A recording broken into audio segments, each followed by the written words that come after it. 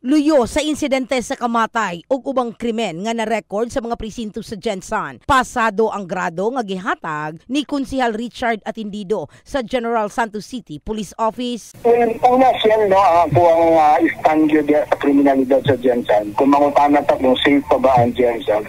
Personally, para sa ko, safe ang Jensan. Yes po. Safe ang Jensan. Generally safe ang Jensan. Dahil mga naging nga daghan, sunod-sunod ang patay pa. Although hindi rin ako gusto mag-compare sa mga LGUs na pareha sa dagko sa to. Opo. Pero pag i-compare mo, mas daghan og killing sa Davao compared sa to until this moment. Giangko ni Atindido nga sa mga unang insidente sa pagpamusil sa syudad, nabati niya ang pagkadismaya sa gipatumang seguridad sa mga pulis. Apan katong narisulba gilayon sa mga pulis, ang duha sa labing ulahing insidente sa pagpatay karong bulana, nagplano kini nga hatagan og pag-ila ang GSCPO sa sangguniang panglungsod. Tagaan na tong chance ang PNP nga to solve the problem.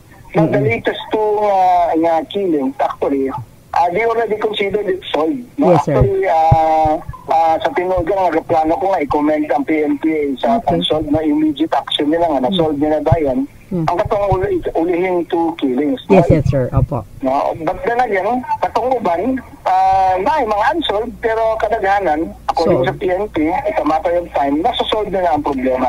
Una nang gibutiyag ni Police Colonel Nico Medes Olaybar Jr., direktor sa GSCPO, nga sagad motibo sa insidente sa pagpamusil mao ang personal grudge. Kahibaluan nga si Atindido ang chairperson sa Committee on Peace and Order sa Kunseho. In the heart of changing lives. Kini sa Brigada Richel Gubalani, Brigada News.